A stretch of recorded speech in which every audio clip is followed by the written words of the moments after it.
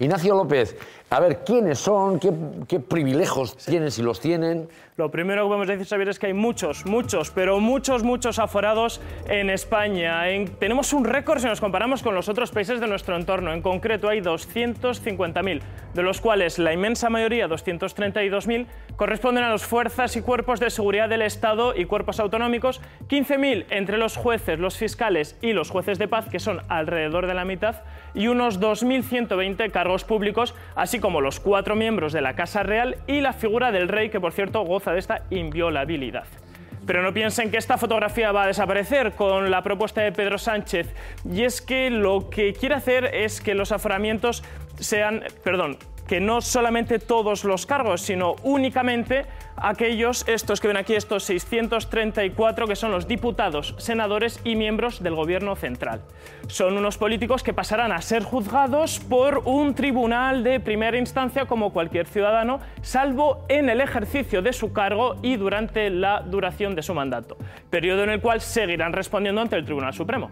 Esta eliminación parcial de los aforamientos se hará modificando los artículos 71.3 y 102.1 de la Constitución, para lo que se necesita el apoyo de 3/5 partes de las Cortes Generales.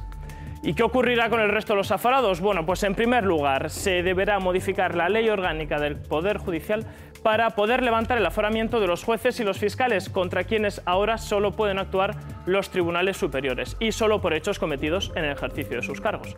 Y se espera también que la modificación constitucional arrastre a las comunidades autónomas y modifiquen sus estatutos, donde se regula el aforamiento de los gobiernos y los parlamentos autonómicos. Sin embargo, siguen aforados en su vida pública y privada tanto la cúpula del Poder Judicial como la Casa Real, y el rey seguirá manteniendo su irresponsabilidad. Yo estoy totalmente de acuerdo, o sea, que no haya aforado nadie, ni el rey, ni los políticos, ni nadie, como todo el mundo. Que no tengan pues privilegios como el resto de los ciudadanos. Que sean igual que los demás, ya está. Un delito porque lo paguen y punto. Y lo demás es tontería. Todos iguales ante la ley, pero de verdad, que sea de verdad. Bueno, a mí me parece maravilloso. Es que yo creo que lo deberían de quitar. A ver, porque tienen que tener los privilegios que no les corresponde. Me parece excesivo.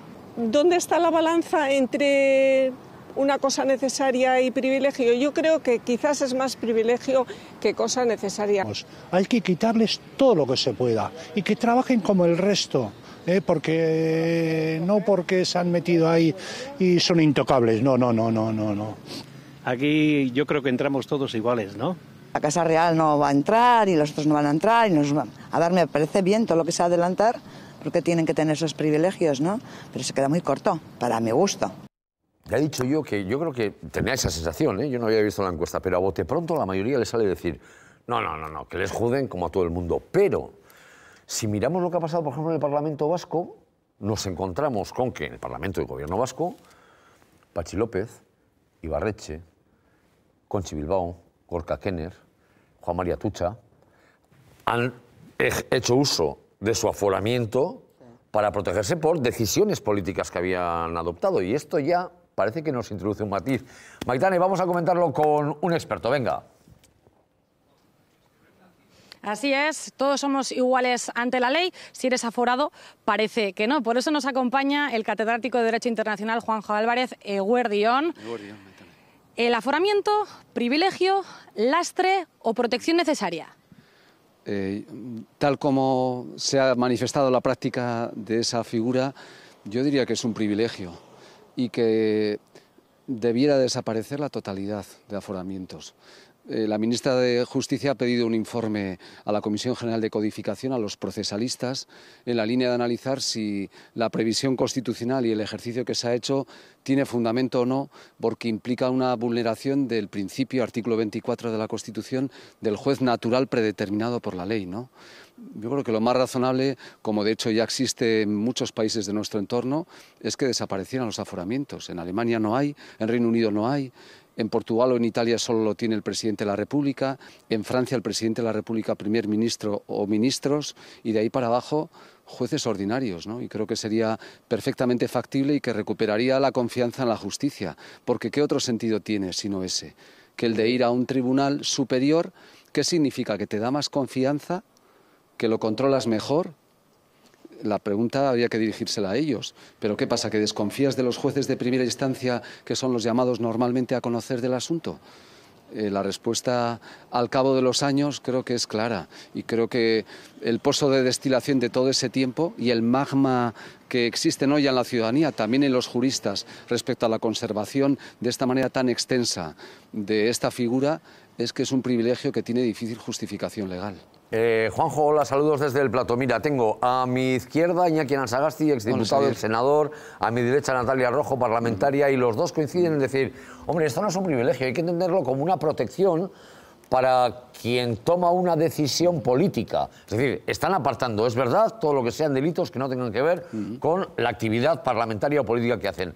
Pero claro, yo estaba repasando a Tuchar, Kenner, Bilbao, Ibarretxe, López. No sé si efectivamente merecen esa consideración.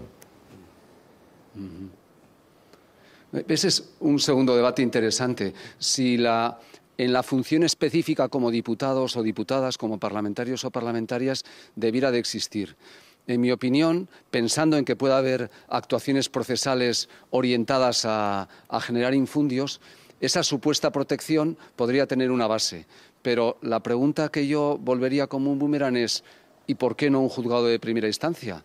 En las Juntas Generales de Guipúzcoa hay ahora un problema entre partidarios internos de Podemos que se está sustanciando en un juzgado de instrucción de San Sebastián. ¿Cuál es el problema para que se juzgue ahí?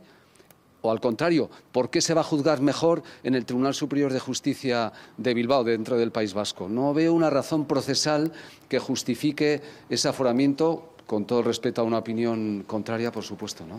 Juanjo, ¿hay algo que explique por qué tenemos tantos miles de aforados en España? No sé, algunos dicen, es que claro, la acusación popular deja muy abierta la puerta a que cualquiera te pueda intentar llevar a un juzgado, y esa sería la razón. Ya, pero esa razón, que también tiene su argumentación, no imposibilita que la acción se lleve adelante ante otro tribunal diferente. La pregunta es, si no hay inviolabilidad, si hay quien pone una demanda o una querella de mala fe, debe de pagarlo, en el sentido judicial también del término, ¿no? No se debe de utilizar lo judicial para ámbitos políticos o de otro tipo. Pero se corrige esa desviación derivándola a un tribunal superior. ¿Por qué? Porque ese tribunal superior tiene un control político en la adscripción de los magistrados o magistradas de ese tribunal. ¿Cuál es la razón para extraer ese análisis de un juzgado que, por cierto, además puede tener una capacidad de actuación más ágil, más rápida, más directa y más cercana para, por ejemplo, evaluar y decir no tiene ningún fundamento? Entendiendo lo que se plantea, la pregunta a contrario es, oiga, ¿por qué no un control judicial del juez más cercano? Esa sería la pregunta a la hora de analizarlo. Y los estados que no han previsto esta posibilidad, tampoco ha habido ningún caos, ¿no? Y tampoco ha generado, en un sentido u otro, una incentivación o una desintensivación de acciones por el hecho de que sea un tribunal u otro. Tú pones la acción, si quieres que tenga un golpe político arteramente planteada porque sabes que no tiene fundamento, y va al Tribunal Superior de Justicia en lugar de al juzgado de primera instancia de Bilbao, de Vitoria, de Eibar o de Pamplona o de Iruña.